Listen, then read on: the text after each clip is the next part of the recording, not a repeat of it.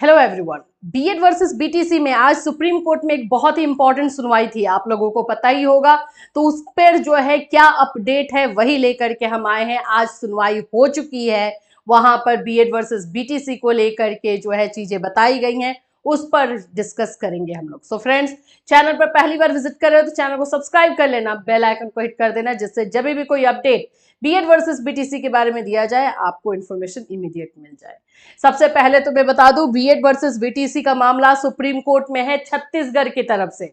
छत्तीसगढ़ में आप लोगों को अच्छे तरीके से पता है क्या चीजें हुई थी, किस तरह से बीएड वाले बच्चों को काउंसलिंग के लिए नहीं लिया गया था, तो वो लोग सुप्रीम कोर्ट गए थे, फिर काउंसलिंग के लिए परमिशन लेकर के आए और अभी बीएड अभ्यर्थी नौकरी कर रहे हैं, ज्वाइन किए हुए हैं। लेकिन अब ये मामला जो है सुप्रीम कोर्ट पहुंचा है। अगर हम इसमें हाई कोर्ट की बात करते हैं तो हाई कोर्ट में जो है छत्तीसगढ़ हाई कोर्ट से डीएड के पक्ष में, डीएलएड के पक्ष में जो है फैसला आया था, जिसके बाद बीएड अभ्यर्थी इसको सुप्रीम कोर्ट लेकर के गए थे। अब इसमें क्या हुआ, सबसे पहले तो ये बात आपको समझनी है कि यहाँ पर जो जस्टिस है वो जस्टिस सुधांशु धूलिया है, जिन्होंने ही जस्टिस सुधांशु धूलिया ने ही जो है 11 अगस्त 2023 का फैसला दिया था। इसमें जस्टिस अनिरुद्ध बोस और जस्टिस सुधांशु धूलिया के बेंच में यह फैसला दिया गया था, जिसमें बीएड को जो है क्वालिफिकेशन नहीं माना गया था 1 to 5 के लिए और बीएड को 1 to 5 से बाहर किया गया था। और यह फैसला देने वाले, लिखने वाले जो है जस्टिस सुधांशु धूलिया थे।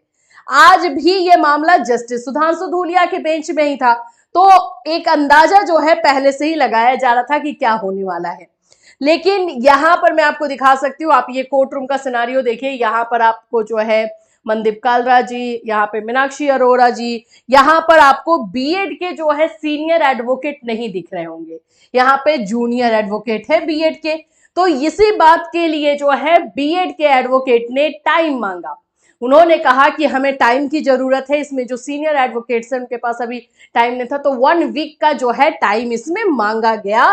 किसकी तरफ से? बीएड के एडवोकेट, जूनियर एडवोकेट्स की तरफ से 1 वीक का टाइम मांगा गया। आपको क्या लगता है, क्या जो जस्टिस सुधांशु धूलिया ने जो है इसको अप्रूव कर दिया होगा, मिल गया होगा? तो नहीं।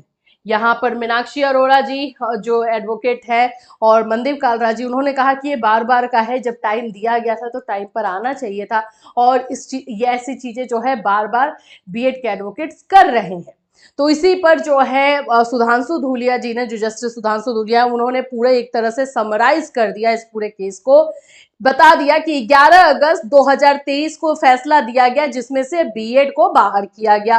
ठीक, फिर उसके बाद से बीएड अभ्यर्थी जो है बार बार रिक्वेस्ट लेकर के आ रहे अलग अलग मैटर्स के थ्रू, तो वहां पर 8 अप्रैल 2024 को फिर से एक फैसला दिया गया। 8 अप्रैल 2024 वाली भी बातें हुई और उसमें भी फैसला दिया गया। 2024 में ये बोला गया कि जो बीएड अभ्यर्थी प्रायर है, यानी कि 11 अगस्त 2023 के पहले जिनकी ज्वाइनिंग हुई है, उनको सम रिलैक्सेशन दिया गया, सम प्रोटेक्शन दिया गया। इस बात को भी जस्टिस सुधांशु धूलिया ने बताया। ठीक, ये सारे पॉइंट को बताते हुए उन्होंने ये बोला है कि सिर्फ और सिर्फ कल का पॉइंट, क्लास जो कल का जो है टाइम दिया जा रहा है, यानी 1 डे, मतलब कि आप लोगों की जो फैसला जो आने का है, ये कल इसमें फैसला आपको देखने को मिल जाएगा।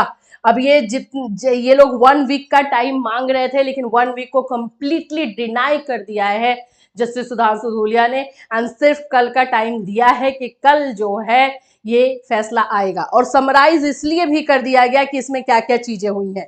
ये भी बोला गया कि डीएड जो है वो क्वालिफिकेशन है 1 to 5 के लिए, ये माना गया है 11 अगस्त 2023 में जो फैसला हुआ है।